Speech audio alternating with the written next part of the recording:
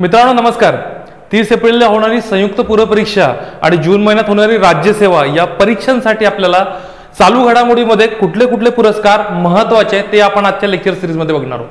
मित्रांनो आपल्याला किमान लक्षात येईल की संयुक्त पूर्व परीक्षा असो की राज्यसेवा असो या दोन्ही परीक्षांना एक किंवा दोन प्रश्न आपल्याला पुरस्कारावर विचारले जातात. मग ते आंतरराष्ट्रीय पुरस्कार असो, राष्ट्रीय पुरस्कार असो की राज्य पुरस्कार असो.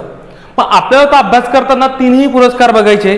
मग या लेक्चर सिरीजमध्ये आपण बघूया ते कोणते कोणते पुरस्कार आपल्याला येणाऱ्या परीक्षेसाठी महत्त्वाचे, त्यामध्ये आंतरराष्ट्रीय असो, राष्ट्रीय असो की प्रादेशिक असो. मित्रांनो बघा, सर्वाधिक आत्तापर्यंत जे पुरस्कारावर प्रश्न विचारले गेलेले आहेत ते पुरस्कार मी अगोदर घेतोय. त्याच्यामध्ये तुम्हाला नोबेल पुरस्कार दिसत असेल, नोबेल पुरस्कार, त्यानंतर आंतरराष्ट्रीय बुकर पुरस्कार. आता या दोन पुरस्कारामध्ये विद्यार्थ्यांचं काय कन्फ्युजन असते, दोन्ही पुरस्कार वेगवेगळे आहेत. एकाची सुरुवात 2005 पासून आहे तर एकाची सुरुवात 1969 पासून आहे. ठीक आहे. त्यानंतर ऑस्कर पुरस्कार, रामन मॅक्सेसे पुरस्कार, पुलित्झर पुरस्कार आणि एक ग्रॅमी पुरस्कार आहे. मित्रांनो लक्षात घ्या, आपल्याला या पुरस्काराचा अभ्यास करताना आता आयोग नेमकं काय झालं की वन लाइनर प्रश्न फार कमी विचारतो, मल्टी लाइनर स्वरूपात प्रश्न जास्त विचारतो. म्हणजे एखादं टॉपिकवर प्रश्न विचारायचा, समजा एक्झाम्पल जर बघितलं की नोबेल पुरस्कार प्रश्न विचारायचा आहे तर ते काय विचारतील, नोबेल पुरस्कार 2022 बाबत काय खालीलपैकी काय खरं आहे. मग तुम्हाला 4 विधानं दिली जातील आणि या 4 विधानातलं तुम्हाला योग्य, अयोग्य, बिनचूक, अचूक, खरं आहे असं काहीतरी ते ओळखायला होते. मग आपल्याला इन डिटेलमध्ये आपल्याला त्या पुरस्काराचा अभ्यास करणं गरजेचं आहे. आता आयोग काय करतंय की चालू घडामोडी प्रश्न विचारताना आयोग अगोदर डायनामिकवरच प्रश्न विचारत होतं. आता त्याची पार्श्वभूमी म्हणजे त्या पुरस्काराची त्याचं स्टॅटिक सुद्धा विचारलं जातं. म्हणजे एखादा पुरस्कार हा मरणोत्तर दिला जातो का, किंवा मरणोत्तर दिला जात नाही, किंवा जिवंत व्यक्तीलाच तो दिला जातो, किंवा एखाद्या पुरस्काराची सुरुवात विचारते, किंवा हा पुरस्कार कुठली संस्था देते, या पुरस्काराची स्थापना. आता बरेच वेळा एखाद्या पुरस्काराच्या सुरुवात आणि स्थापनेमध्ये फरक असतो.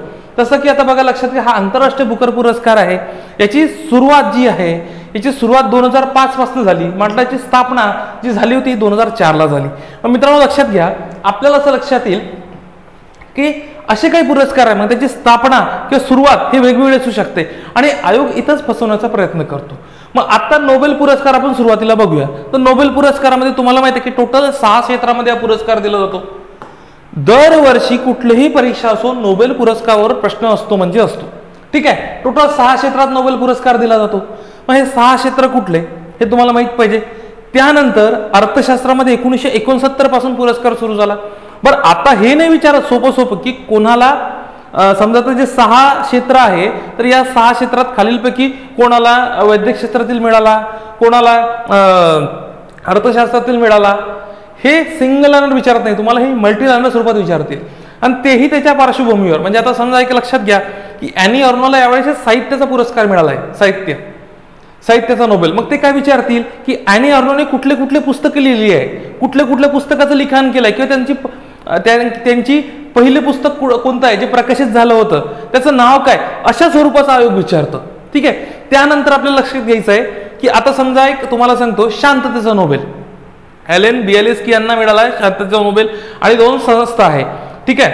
मग आता आपल्याला त्याच्या बॅकग्राऊंडला जाऊन काम करायचं आहे. म्हणजे ती संस्था ज्या आहे, ठीक आहे, एक युक्रेनची संस्था आहे, एक रशियाची आहे. मग त्या संस्थेची स्थापना कधी झाली, मग त्या संस्थेला इतर काही पुरस्कार मिळाले आहेत का, हे सुद्धा आयोग विचारतं. त्याच्यामुळे तुम्हाला जेवढेही 6 क्षेत्र आहे नोबेल जे पुरस्कार मिळतात त्या व्यक्तींची नावं पाहिजे, ते व्यक्ती कुठल्या देशाचे आहे. तुम्हाला माहिती आहे की हे 6 क्षेत्रात जे नोबेल पुरस्कार मिळतात तर कुठलंही एकच क्षेत्र ना की जास्तीत जास्त 3 व्यक्तींना विभागून देतो तो पुरस्कार, त्यापेक्षा जास्त व्यक्तींना तो दिला जात नाही. कमीत कमी म्हणजे 3 व्यक्तींना तो काय करतात विभागून देतो. ठीक आहे. तर एक लक्षात घ्या, आपल्याला आता हे पुरस्कार बघताना नोबेल पुरस्कार बघितला, मग याचं स्टॅटिक काय करता येईल, तर स्टॅटिक मध्ये असं जातील की समजा भारताच्या संदर्भातले काही व्यक्ती आहेत का की ज्यांना नोबेल पुरस्कार मिळाले आहेत, भारतीय वंशाचे आहेत का. मग अशी व्यक्ती किती आहेत ज्यांना अर्थशास्त्रातले नोबेल भेटलेले आहे, शांततेचं नोबेल भेटलेले आहे, साहित्याचे नोबेल भेटलेले आहे, असे सुद्धा व्यक्तींचे नाव तुम्हाला माहीत असणं गरजेचं आहे. कारण की हे जोड्या लावाला प्रश्न विचारतात आणि नोबेलवर 100% प्रश्न असतो म्हणजे असतो. आणि बरेच विद्यार्थ्यांचा प्रश्न येतो नोबेलला येतो तरी चुकतो का, कारण की आपण फक्त कोणतं क्षेत्र आहे आणि कोणाला मिळालं त्याचे नावं तेवढं लक्षात ठेवतो, कुठल्या देशाचा आहे तो, त्यांना बॅकग्राऊंडमध्ये काही संस्थाविषयी काम, त्याची इतर काही कामं आहेत का, तर हे थोडं नेटवर सर्च करावं लागतं. बऱ्यापैकी पुस्तकामध्ये पण असती माहिती, पण काही माहिती आपल्याला असं लक्षात येईल की पुस्तकामध्ये यार आपण 4 पुस्तक वाचले, 5 पुस्तक वाचले तरी ही माहिती सापडली नाही. तर बरेच वेळा काय करायचं, एखादा टॉपिक तुम्ही जेव्हा रीड करता, कुठल्याही पुस्तकातून रीड करता, तर नेटला थोडा जरी सर्च केला ना, बऱ्यापैकी इन्फॉर्मेशन त्याची अवेलेबल होते आणि आयोग बऱ्यापैकी तिथूनच ती माहिती गोळा करतं. सोपे प्रश्न असतात, फार कठीण नसतात, पण आपल्याला यार नोबेल पुरस्कार तर मी पुरस्कार तर सगळे करून गेलोय, मग प्रश्न का चुकलाय माझा, तर हे आपण त्याचं पार्श्वभूमी करत नाही, त्याचं बॅकग्राऊंड करत नाही. बरेच वेळा तुम्हाला असं लक्षात आलं असेल की सर समजा लक्षात घ्या, आता समजा 1, 2, 3, 4 लाईनचा प्रश्न आहे कुठल्याही ह्याच्यावर, तो पुरस्कार असो, क्रीडा घडामोडी असो, भौगोलिक घडामोडी असो, पर्यावरण घडामोडी असो, कुठलेही असो, तर लक्षात घ्या या 4 पैकी तुम्हाला 1, 2, 3 विधान येतात, शेवटचं विधान येत नाही. मग त्याच्यामुळे काय होतं, शेवटचं विधान आलं नाहीमुळे आपल्याला हे खाली ऑप्शन कट करता येत नाही. ठीक आहे, तर लक्षात घ्या काय एक तिसरं किंवा चौथं विधान आयोगानं हे स्टॅटिक स्वरूपात दिलेलं असतं. स्टॅटिक म्हणजे काय, आता आयोग काय करतं, प्रश्नाला विचारताना डायनामिक सोबत स्टॅटिक घडामोडी, एक तर तो जीएसचा संदर्भ लावतो किंवा तो जीकेचा संदर्भ वापरतो, तर हे तुम्हाला माहित असणं गरजेचं आहे. ठीक आहे, तर मग आता काही प्रश्न असे असतात जे ऑप्शन कट करून उत्तर काढता येतात, ठीक, ते पण आपण पुढे बघूया. त्यानंतर हा आंतरराष्ट्रीय बुकर पुरस्कार आहे.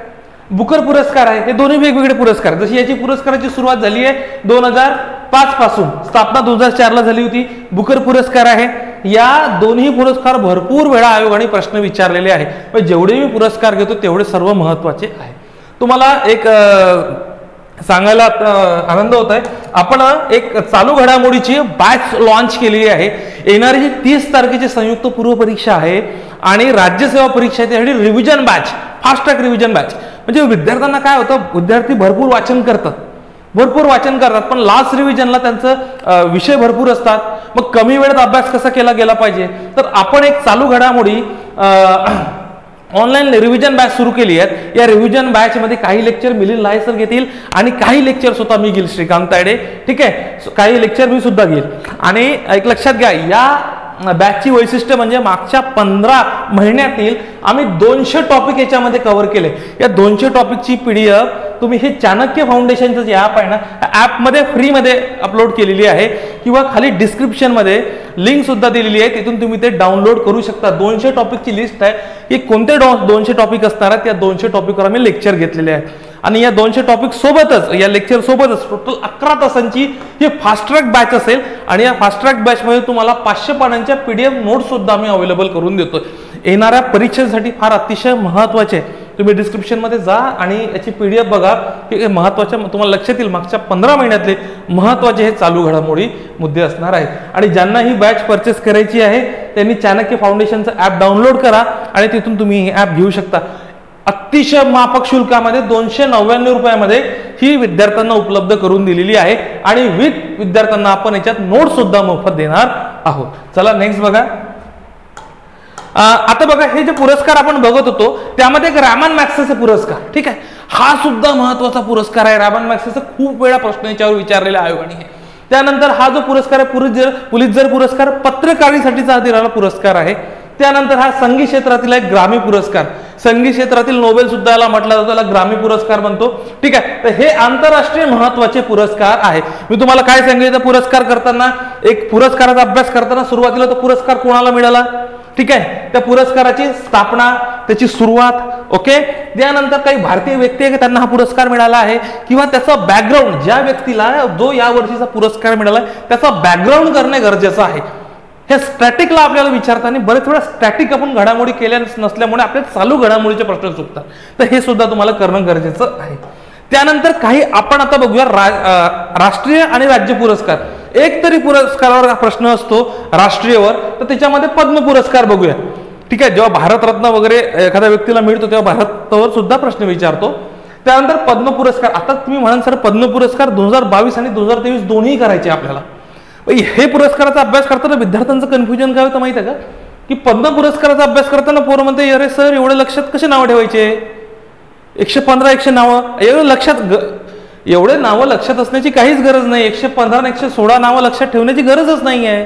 आपल्याला फक्त पद्म पुरस्कार जर समजा आता 2023 चे जाहीर झाले, 22 चे जाहीर झाले, आपल्याला पद्ममध्ये पद्मश्री असतो हा 4था नंबरचा सर्वोच्च नागरी पुरस्कार आहे. त्यानंतर आपल्याला पहिला जो आहे हा भारतरत्न नंतरचा पद्मभूषण आहे. पद्मभूषण, ठीक आहे, सॉरी पद्मविभूषण, दुसरं पद्मभूषण आणि पद्मश्री.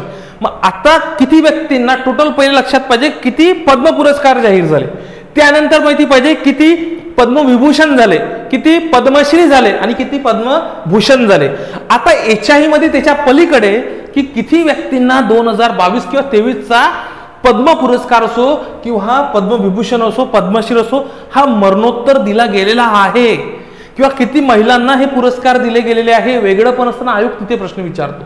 आता पद्मश्रीमध्ये खूप सारे पुरस्कार असतात, तर महाराष्ट्राच्या संदर्भातलेच फक्त पुरस्कार करायचे ज्यांना मिळालेले आहेत. फक्त तुम्हाला पद्मविभूषण पद्मभूषण तुम्हाला माहितच नसेल, नावं तोंडपाठच पाहिजे, त्यांचे क्षेत्र माहिती पाहिजे, कुठल्या क्षेत्रासाठी त्यांना हा पुरस्कार मिळाला आहे हे सुद्धा तुम्हाला माहित असणं गरजेचं आहे. ठीक आहे, तर हे झालं पद्म पुरस्कार. त्यानंतर दादासाहेब फाळके पुरस्कार भारतीय चित्रपटसृष्टीचा अतिशय महत्वाचा पुरस्कार आहे. 1969 ला याची सुरुवात झाली आहे. अतिशय महत्वाचा पुरस्कार आहे, यावर खूप वेळा आयोगाने प्रश्न विचारले आतापर्यंत. त्यानंतर साहित्य क्षेत्रातील भारतातील साहित्य क्षेत्रातील सर्वोच्च पुरस्कार मानला जातो तो ज्ञानपीठ पुरस्कार. हा सुद्धा पुरस्कार आपल्याला येणाऱ्या परीक्षेसाठी महत्वाचा आहे. त्यानंतर हे सुद्धा सरस्वती सन्मान व्यास सन्मान हे पुरस्कार सुद्धा अतिशय महत्वाचे आहे. त्यानंतर एक साहित्य अकादमी पुरस्कार हा सुद्धा महत्वाचा आहे. जेव्हा जेव्हा साहित्य अकादमी पुरस्कार जाहीर झाला यावर सुद्धा आयोगाने प्रश्न विचारले गेलेले आहे. मग लक्षात घ्या मित्रांनो, आपल्या लक्षात येईल की याच्याच अंतर्गतले बाल साहित्य युवा साहित्य किंवा भाषा सन्मान पुरस्कार जे आहे जे साहित्य अकादमीकडून दिले जातात त्यावर सुद्धा आयोगाने प्रश्न विचारलेले आहे. हे सुद्धा पुरस्कार महत्वाचे आहे. मग आता लता मंगेशकर पुरस्कार तुम्हाला दिसतो. आता लता मंगेशकर पुरस्कार 2 राज्याने देतात, एक देतं MP मध्य प्रदेश, एक देतं महाराष्ट्र. मग महाराष्ट्राने 1992 ला सुरू केला, MP ने 1984 ला सुरू केला. ठीक आहे, तर मग आता विजेते कोण आहे हे तुम्हाला माहित असणं गरजेचं आहे, किंवा आता प्रश्न विचारणार त्याच्या पलीकडे चालला आयोग, त्याच्या पलीकडे काय चालला हे सांगतो तुम्हाला. लक्षात घ्या प्रश्न विचारण्याच्या आयोगाची पद्धत. पहिले 2 पुरस्कार बघू, त्यानंतर एक महाराष्ट्र भूषण पुरस्कार, ठीक आहे, त्यानंतर हा लोकमान्य टिळक राष्ट्रीय पुरस्कार हा सुद्धा महत्वाचा आहे. आता तुम्हाला सांगतो पुरस्काराचा अभ्यास करताना किंवा प्रश्न विचारताना आयोग सिंगल लाईन विचारतं बऱ्यापैकी, पण मल्टी लाईनर मध्ये आता काय विचारतं, समजा आता एखादा पुरस्कार असला म्हणजे फॉर एक्झाम्पल आता हे क्रीडा घडामोडी संदर्भातले पुरस्कार आहे. ठीक आहे, मग आता क्रीडा घडामोडी संदर्भातले जे पुरस्कार आहे या क्रीडा घडामोडी संदर्भातले पुरस्कार एक एक्झाम्पल घेऊ. समजा मेजर ध्यानचंद खेलरत्न पुरस्कार, याच्यावर किती स्वरूपाचे प्रश्न म्हणू शकतात ते काय करतील. पहिला प्रश्न म्हणतील 2018, 19, 2020, 2021 आणि 2022 आणि इकडे दिले जाईल विजेत्यांचे नावे. आपण काय करतो स्टॅटिक मध्ये लक्षात घ्या, आपण डायनामिक मध्ये अभ्यास करताना काय करेल 21 किंवा 22 चे आपल्याला लक्षात राहील, आपण हे मागचे 3-4 करतच नाही. साधारणतः आपल्याला असं लक्षात पाहिजे चालू घडामोडीचा अभ्यास करताना पुरस्काराचा अभ्यास करताना मागील 3 ते 4 विजेते तुम्हाला माहित असणं गरजेचं आहे. ठीक आहे, म्हणजे अशा स्वरूपाचा जर प्रश्न आला तुम्हाला ऑप्शन कट करून उत्तर काढता येतं हे तुम्हाला माहित असणं गरजेचं आहे. ठीक आहे, त्यानंतर आता हे जे पुरस्कार आहे, ठीक आहे, याचं अगोदरचं नाव होतं मेजर ध्यानचंद खेलरत्न पुरस्कार जो आहे याचं नाव होतं राजीव गांधी खेलरत्न पुरस्कार. मग आता याची राशी चेंज झाली, ठीक आहे, जी रक्कम मिळत होती ते रक्कम चेंज झाली, याचं नाव बदललं. आता बरेच विद्यार्थ्यांचं कन्फ्युजन होती, तर अर्जुन पुरस्कारावर किमान साधारणतः 20-22 खेळाडूंना दरवर्षी पुरस्कार मिळतात. तर जे काही महाराष्ट्राच्या संदर्भातले आहे किंवा जे अतिशय लोकप्रिय खेळाडू आहे त्यांचंच तुम्ही फक्त नाव लक्षात ठेवण्याची आवश्यकता आहे, बाकीची काही गरज नाही. असा प्रश्न विचारला जाऊ शकतो की 2022 किंवा 23 अर्जुन पुरस्कार खालीलपैकी कोणत्या खेळाडूंना जाहीर करण्यात आलेले आहे किंवा मिळालेले आहेत. मेजर ध्यानचंद तुम्हाला सांगितलं कशा स्वरूपाचा अभ्यास करता. मग पहिला पुरस्कार कोणाला मिळाला, त्याचा खेळ काय होता हे सुद्धा माहिती पाहिजे. ठीक आहे, तर हा मेजर ध्यानचंद खेलरत्न पुरस्कार 4 वर्ष नेत्रदीपक कामगिरी करणाऱ्या खेळाडूंना दिला जातो. ठीक आहे, त्यानंतर हा भारतातील क्रीडा क्षेत्रातील सर्वोच्च पुरस्कार आहे. कुठला, मेजर ध्यानचंद पुरस्कार. ओके, त्यानंतर अर्जुन पुरस्कार तुम्हाला दिसतोय. त्यानंतर द्रोणाचार्य पुरस्कार, ठीक आहे, हा एकदा सुद्धा महत्वाचा आहे. ICC पुरस्कार, ठीक आहे, ICC चे पुरस्कार असतात सर्वत्र T20 खेळाडू, one day cricket, one day test झालं, महिला पुरुष अशा स्वरूपाचे पुरस्कार दिले जातात. तेव्हा बरेच वेळा आयोगाने याच्यावर प्रश्न विचारले गेलेले आहेत. त्यानंतर फुटबॉलच्या संदर्भातला बॅलन डिओर पुरस्कार, हा सुद्धा पुरस्कार आपल्याला महत्वाचे आहे. म्हणजे सर्व पुरस्कार जे आहे क्रीडा घडामोडीच्या संदर्भातले आहेत. आता मी तुम्हाला ज्या बॅच बद्दल सांगितलं त्या बॅच मध्ये टोटल जवळपास सगळे महत्वाचे पुरस्कार कव्हर केलेले आहेत. इथे एवढे पुरस्कार घेणं शक्य नाही. तुम्हाला बॅच मध्ये लक्षात येईल की जवळपास सगळे पुरस्कार इन डिटेल मध्ये आपण काय केलेलं आहे, या पुरस्कारांचा चर्चा केलेली आहे आणि काही पुरस्कारांचं नोट स्वरूपात सुद्धा तुम्हाला दिलंय आणि लेक्चर मध्ये सुद्धा तुम्हाला सांगितलं की MCQ कसे आपण म्हणजे चालू घडामोडीचे प्रश्न कसे टॅकल केले पाहिजे.